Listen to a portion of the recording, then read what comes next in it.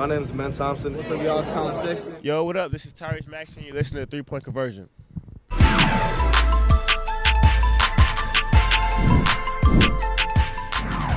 Abby.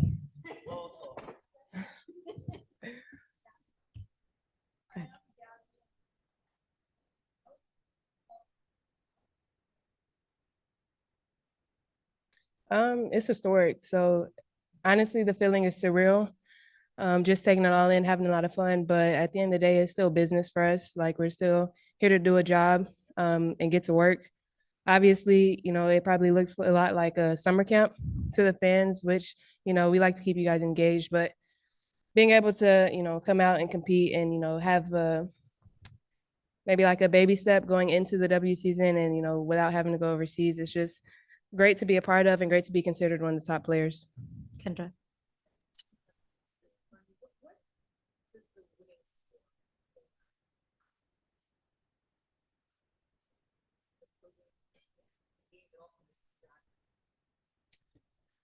Yeah. So I feel like with having a winning score, it forces you to play hard because, 11 points can come and go just that quick. And so instead of having time, teams are fighting to get to that really quick. And so continue to play hard and continue to play through everything. I think that'll help us into, keeping our foot on the gas. Mm. Yeah.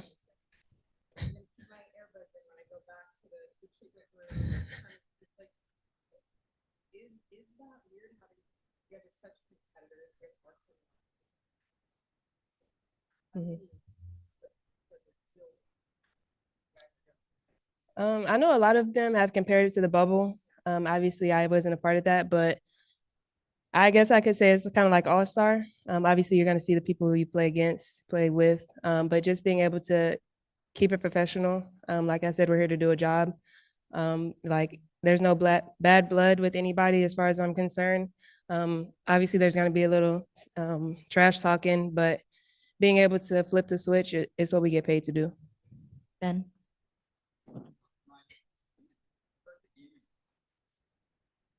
I did start the gaming goggles, but I'm a little more quick to take them off than leashes. So, when I started to get a little mad, I just take them off. Mm. I think having the experience of 3x in the Olympics has definitely translated. But being able to be versatile, like a lot of me and a lot of my teammates are, and being able to, push the pace how Teaspoon wants us to push it, I think is great for us. I think it's an advantage that, you have me and D who played in this format before. But I think the highest thing is versatility, and I think we have a lot of that. Doug.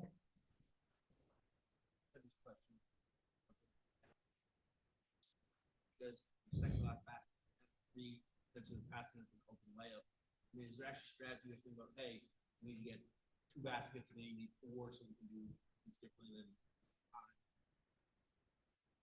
than Yeah, so we went in like when it was a 3-point game, we were like, yeah, we need a 3, but we don't have to take a 3. Like we don't want to go down just forcing up shots and then giving them the opportunity to come back and get something easy. Like they were just attacking the rim.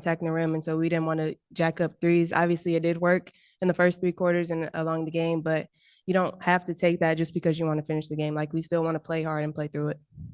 Erica.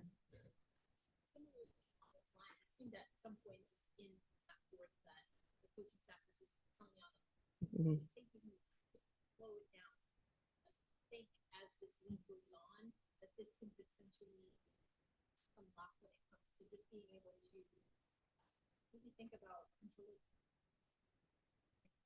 Yeah, just the awareness piece.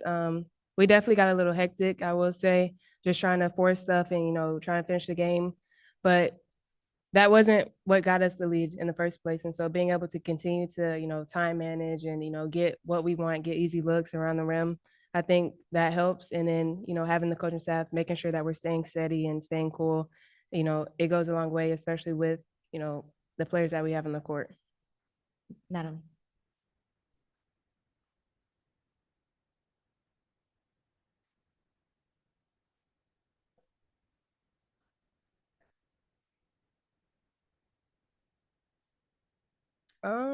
The biggest things for me that I would say is again versatility, and also your conditioning, mentally and physically. Shorter amount of time, quicker pace. You really have to tune in on what your strengths and weaknesses are. Obviously, there's not extra two people on the court that can help you defensively, so you really have to be locked in on both sides of the floor. But all of the actions that you run, like if you were to put 5 people out there, you're still going to have 3 people in action at a time. So, I mean, it's not similar, but it is in a way. I will. Kareem. As someone who has experience in giving advice, have you been a coach on the floor for help people navigate scenarios? Yeah, me and Dee, we both, especially with us having so much chemistry from the experience that we have, we've just been talking to our teammates about what actions that we think could work or how we should play, how we should approach the games. I feel like, especially with Dee, she's super vocal, and we all respect her and vice versa. And so being able to listen to her and listen to each other and what we have to say, it's gone a long way. Isaiah. Mhm. Talk to me a little bit about the atmosphere.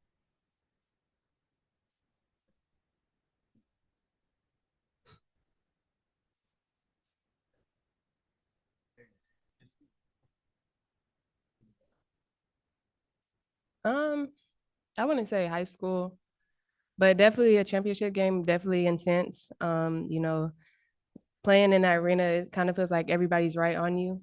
I have a good time playing against it, especially when you're playing the way that I was playing. But it definitely feels like everybody is super engaged and super locked in. And so being able to just feed off of that energy, like whether they're cheering for you or not, somebody's going to be cheering. And so being able to feed off that energy and continue to, sway the fans and make them, do what you want them to do.